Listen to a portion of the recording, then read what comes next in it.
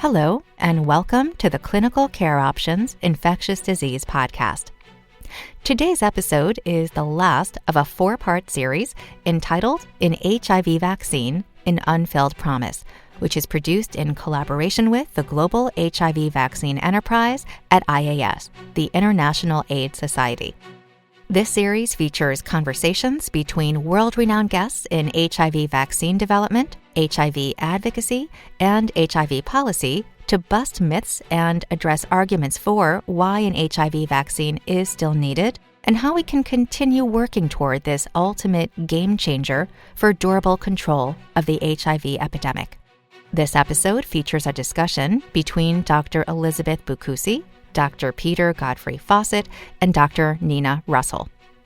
Dr. Bukusi is a senior principal clinical research scientist at the Center for Microbiology Research in Nairobi, Kenya, and a research professor at the University of Washington.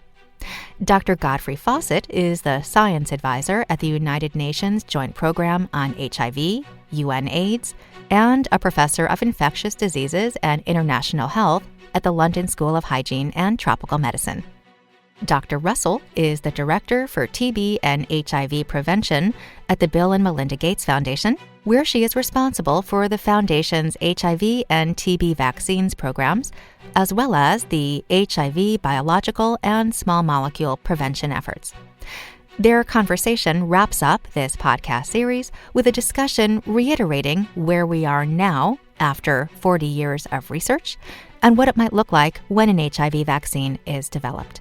For more information about Dr. Bukusi, Dr. Godfrey-Faussett, and Dr. Russell, and for links to the first 3 podcasts in this series, as well as HIV Unmuted, the IAS podcast series reflecting on the last 40 years of HIV research and advocacy, please visit the links in the show notes. Dr. Bukusi, Dr. Godfrey-Faussett, and Dr. Russell, thank you for joining me today for a look forward to what it might look like when we have an effective HIV vaccine to offer. So first, can you reiterate why we still need an HIV vaccine and where you see an HIV vaccine fitting in the context of other promising biomedical preventative interventions, either currently available or in the pipeline? I'm happy to kick us off with that. HIV vaccines are going to need to be developed in the context of a number of other effective HIV prevention interventions. In addition to daily or intermittent oral PrEP, which is currently available in a number of countries, and the dapivirine ring, which we hope will soon become available, we should expect to see a very significant expansion in the range of highly effective long-acting antiretroviral options that will be available. People will likely be able to choose between a monthly oral pill, an every 2-month intramuscular injection, or even an every 6-month subcutaneous injection. All of these approaches are in development. And in addition, cocktails of monoclonal antibodies may also be available via subcutaneous injection, as well as implants, which could last a year or even longer and even potentially include hormonal contraception. So an HIV vaccine will need to be developed in the context of all of these interventions, but could potentially replace all of these options. So that's the key. So I agree. I think that the opportunity, of course, is choice. And that may also come as a challenge in some ways, because it's going to mean that there's a whole range of different things out there. And then the question will be who chooses what and why they choose what. And I think that we already see in other areas, like in contraception, we see the way that people choose according to what happens to fit with their lifestyles. And that, of course, is a very different way to the way that a lot of vaccines have been used in the past, because often, vaccines have made the biggest impact on public health of any medical invention, probably, in terms of reducing child mortality, in transforming the world. But that's vaccines that have been used at a public health scale to cover large populations.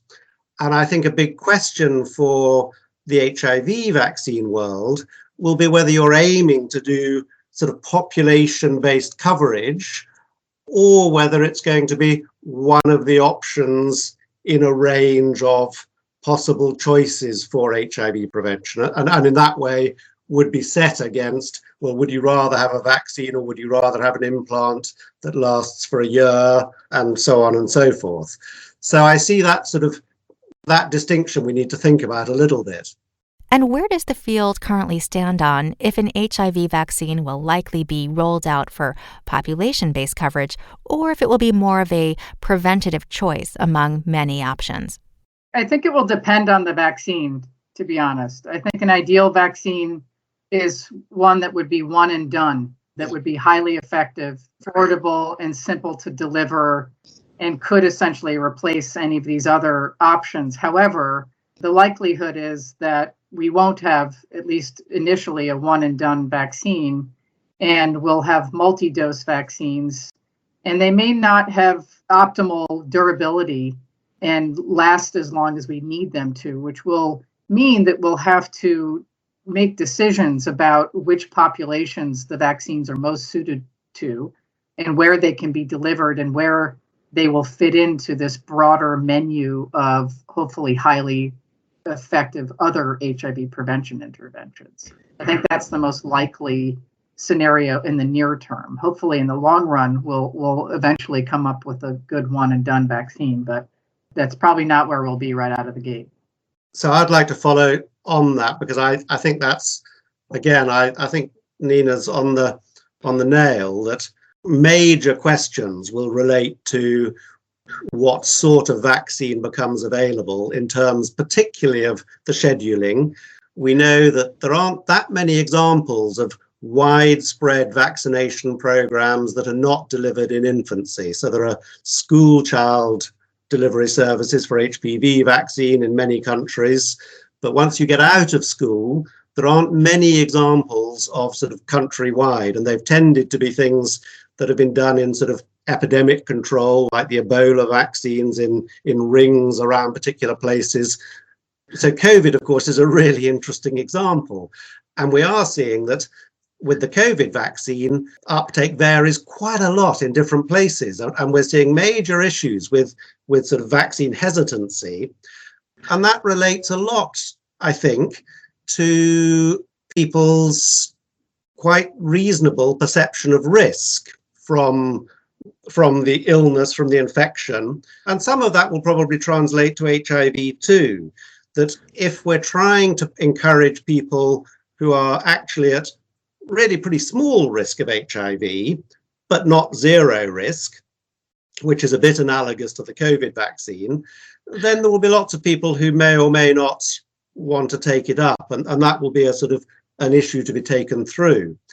If, on the other hand, we're focusing it on people who really are at the most significant risks, then it's a difficult task, because how do you define who's really at the most significant risk? And also it'll be much more competitive, because these tools that we've already mentioned, long-acting PrEP, probably when we get to implants and so on, they'll probably be highly effective. You know, there are actually very few breakthrough infections in people who have got enough long-acting cabotegravir in their system.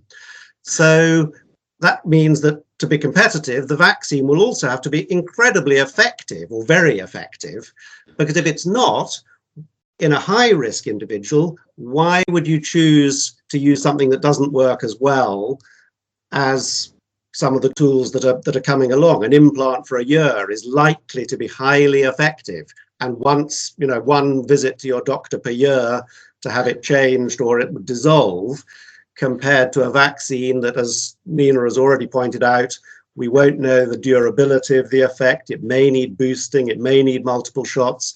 So these are difficult questions until we actually have a product. But I think, having said all those sort of, in a sense, challenges, I also think that, you know, we're well aware that there are millions, tens of millions of people living with HIV today, and our good treatment for those people means that there will be millions of people, tens of millions of people living with HIV for the next decades. And some of those people are inevitably going to be tired of taking treatment, whatever, or get resistance and become infectious again. So there's a real long-term game here if we're to really control HIV long-term. And history shows us that vaccines are just usually the best way to do that. Maybe just to add to what Nina and Peter have said, and I totally agree with them, I just wanted to add that when you think about the uptake, I think it will also be influenced by how people view vaccines and whether they trust the health systems and whether they trust the communication from whoever is telling them about the vaccines and how it works and what it's going to do for them and so on. Because I think, and you did allude to this, COVID vaccines have shown us very clearly that when people do believe that either the government or the healthcare system is concerned about their welfare and is out to do the best for them, the chances that they will trust enough to be willing to uptake it is much higher than if for some reason they distrust the whole system or they're not very sure, or there's some kind of a conspiracy theory that makes them think that something isn't quite what they're being told. And then one sees the hesitancy and then the stories and then all the other things that people end up saying about vaccinations. And just to add, again, I think both Peter and Nina have alluded to this, especially when you're thinking about people who are particularly at risk. And those populations in some countries are often marginalized. They're often people who it's hard for them to come to any quote unquote normal healthcare facility. And so how will we then enable them to be able to access this important service that they need in order to keep themselves safe?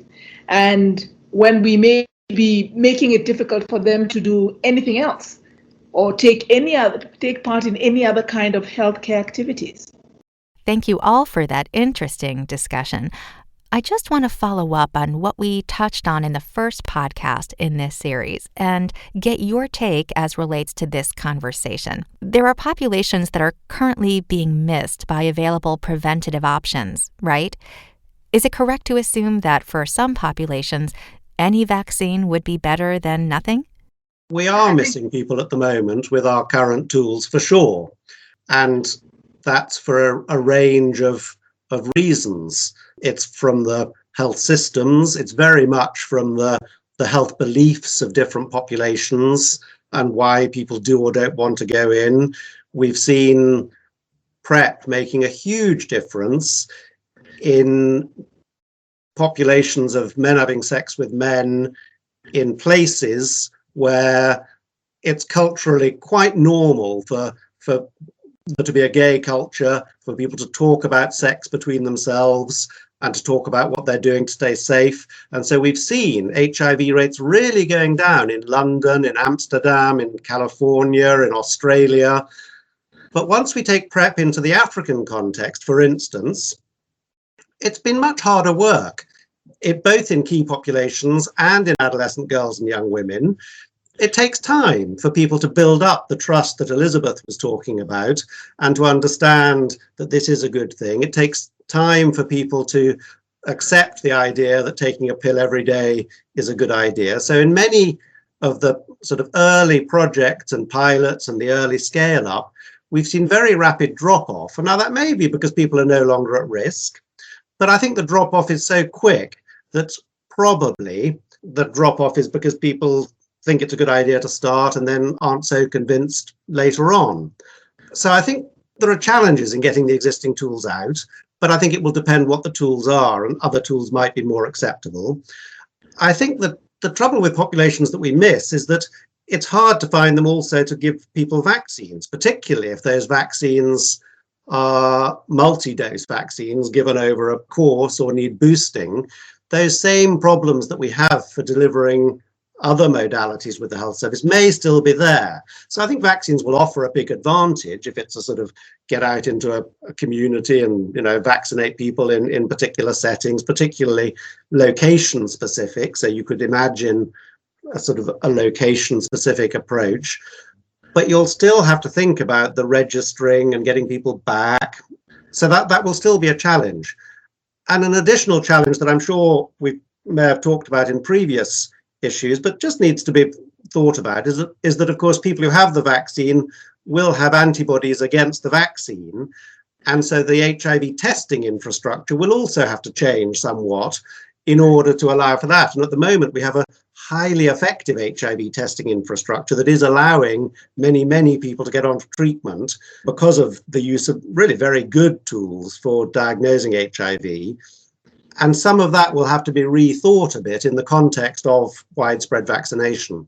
I certainly agree with all of that. And I think that, there's been somewhat of a bias historically within the HIV vaccine community that, if we just came up with a good vaccine, that we wouldn't really ultimately need any of these other approaches, and that these other approaches were just a stepping stone to ultimately getting to a vaccine. But I think what we're learning is that with all of these differences in populations, differences in preferences, challenges in terms of delivery, that ultimately having a diversity of options so that people really can choose what's best for them, and countries can choose, and governments can choose what they're going to fund, how they're going to make different options available. I think the more options we have ultimately at the end of the day, and the better off we will be. And so I do think that that's one of the most exciting things happening right now in the HIV prevention field, is that there is a very significant diversity of choices. We will end up, again, likely with pills, injectables, implants, rings, with drugs, monoclonal antibodies, vaccines at the end of the day. And that's very different than where we were, 30 years ago.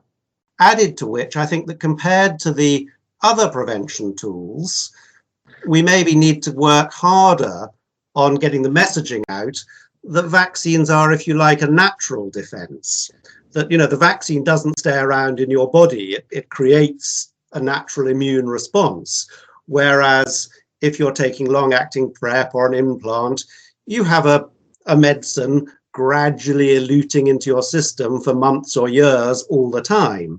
And so the sort of, I think that conceptually that will be different for some people. Some people would prefer to think, I've had this vaccine, a few weeks from now, there is no vaccine in my body. It's simply that my body is now producing an immune response, and it's that immune response that is giving me protection. I think what Peter's just said makes me think about the fact that medical literacy is something that is really important. And I think it's important not just for whoever we anticipate would be the user of the products, whether it's vaccines or, long-acting PrEP or whatever kind of PrEP, but even the medical and clinical staff. So ensuring that people are literate in as far as these new technologies are concerned, and not just the end users, but the medical personnel who are trusted by the community, who, when they don't have a good enough understanding and don't embrace it, really influence the ability of the population that they serve to be able to uptake it. So I'd like to transition to a brief preview of what could transpire in the field over the next few years. What do you see in the pipeline that is promising? And do you see development happening on a faster timeline following the COVID-19 vaccine development framework? Well, I can speak to the mRNA specifically with HIV, just because that's something that we've been working actively on for a number of years. The investments in mRNA for HIV actually preceded COVID by a couple of years. And there is a clinical trial that should start this year using mRNA with the Moderna approach, with a vaccine designed to induce broadly neutralizing antibodies. So that's well underway. And I think whether we'll see any, dramatic near-term acceleration due to COVID, I think is unclear. I mean, certainly having the safety database there will give everybody maybe a level of comfort with RNA that didn't exist previously.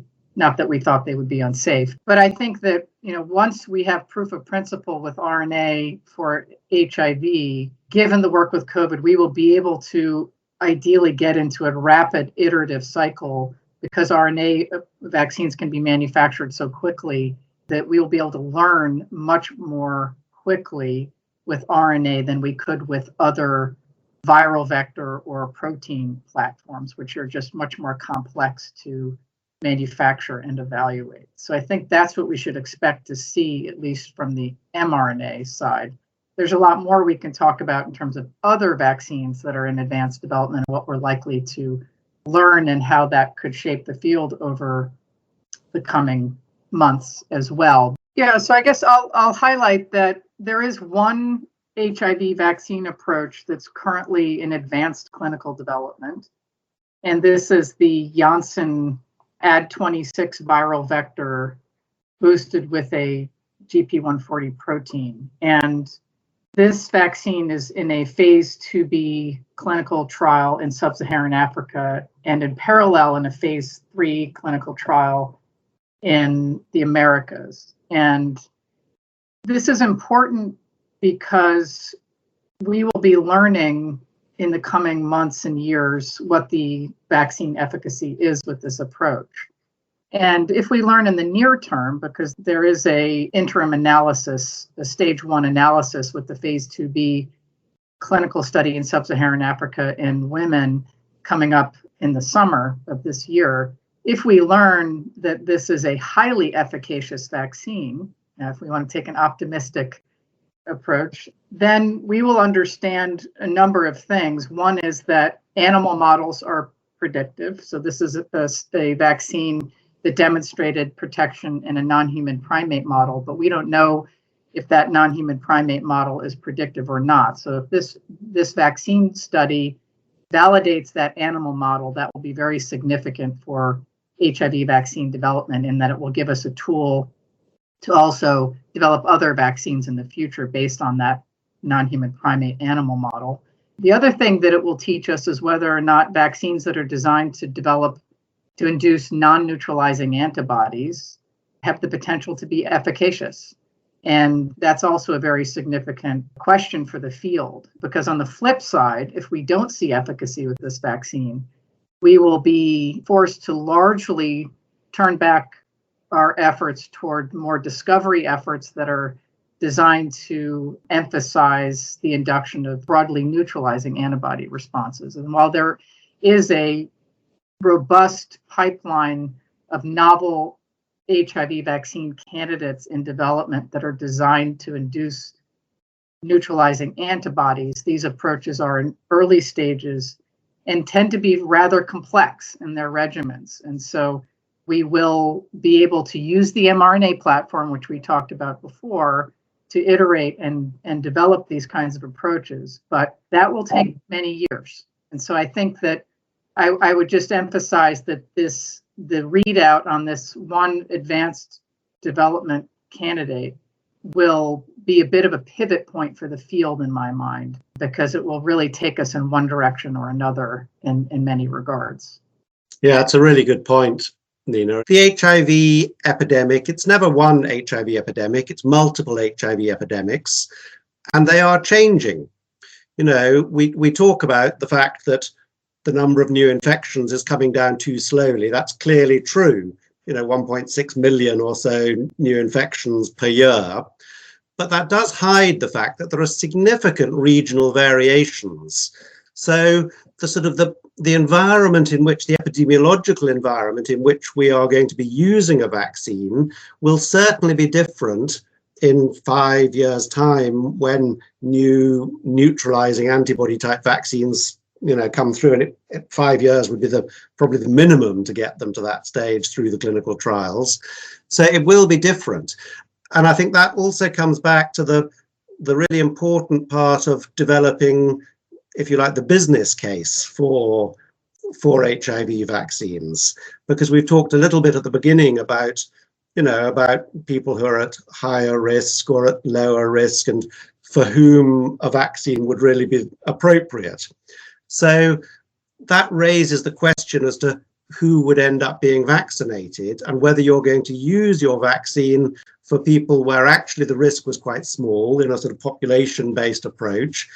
And if you do that, the cost goes up very quickly in terms of the cost effectiveness, because of course many of those people were not going to develop HIV anyway. So I think that there's going to be this sort of tension between a hard-headed, if you like, economics approach versus a human rights approach and how we deal with this. I think many agencies are signed up to trying to do something about HIV because it's a horrendous problem. But many ministries of finance won't be in a position to fund an expensive vaccine for populations that are not at very high risk of HIV. So there is a question of sort of who's going to pay for it and how and where that's going to come from. So I think one of the things that UNAIDS is trying to do is to really push to develop the business case for it and to do more modeling to define, where it would be. We think that there are huge benefits in reducing the long-term consequences. And I think you have to have a long view, as we discussed before, the long view of a durable way to bring HIV right down and get it right down to levels that are, that eventually I hope we start talking about elimination, but that's, quite a long way down the line. But a vaccine is the route to get to that. Okay, so to wrap up this conversation and this series, can you each provide an actionable step to remove a roadblock and move the HIV vaccine field forward? Maybe I'll start with something that we haven't talked about yet today, which is, I think one of the very significant learnings from the COVID vaccine effort was on the data sharing side. And while it may have gone too far in that clinical trials results have now been announced by press release, which is a little bit of an extreme on one end, I think what we have seen is that data is getting out into the public domain at an unprecedented speed, and that the whole field has benefited dramatically from that. And while we have tried over the past 15 years to put data sharing mechanisms in place and encourage HIV vaccine scientists to share data pre-publication, and I think we've made good progress in that regard, I think COVID's taught us that we can do even better and that we need to really push the field to get the data out as rapidly as possible and in a form that enables other groups to benefit from that data so that we can just accelerate progress beyond where we are now. So I would say if we could collectively as a field really push on the data sharing piece, that we would all benefit from that. I think a lot of it has been said very well. I was really trying to think of what different angle could I raise this from. But when I think about it, I think about issues around when we're thinking about educating people within the communities and concerns around ethics when we are doing these clinical trials, because they're becoming more and more and more complex. And yet we do need to be able to ensure that people participating in these pivotal trials that we need in order to be able to find products that can actually be used are really important. So the ethics around clinical trials, the ethics around informed consent, the ethics around participation, engaging communities, ensuring that even beyond the individuals, communities are well engaged and supportive of these clinical trials, I think becomes even more important. So those are roadblocks that I think would be important. And I can see Peter's just about to jump in and add something to it. So I would like to really agree with Elizabeth. I mean, I think the two of the things that we need are the economics framework that I talked about before, really working out where and who will pay and who would be vaccinated. And of course, that will depend on the type of vaccine and the schedule and all those things. But we need to have that conversation up front because it also helps the countries to understand, communities to understand, and vaccine developers to understand the direction of travel and what could be achieved. So I think that's a key building block. And then I think Elizabeth was talking about the ethical framework, and I think that's crucial. We've seen many examples of trials, even with PrEP, that have involved people in one country but have largely started to benefit people in other countries. So I think the issues of ownership of research, of understanding and engaging with community expertise to ensure that community is deeply involved in the decisions about why such a trial needs to be done and should be done in my community, with my friends and my peers, I think is a framework. There are frameworks out there, and the conversation has started. And I think we need to work out how to operationalize those frameworks that exist and make them so they're practical in a way that they don't inhibit the development of vaccines, but rather encourage it, but do it in a way that really involves countries and communities in the ownership of those research processes. Well, that's all we have time for today. Thank you, Dr. Bukusi, Dr. Godfrey-Faussett, and Dr. Russell for sharing your insights on promising advances in the field of HIV vaccine research and how we can prepare for optimal rollout of an eventual HIV vaccine. And thanks to our listeners for joining us. As a reminder, click on the links in the show notes to listen to the HIV Unmuted podcast series produced by IAS, and to go back and listen to the first 3 episodes in this series, which dive deeper into the topics we touched on today of why we still need an HIV vaccine and reflecting on how far we have come.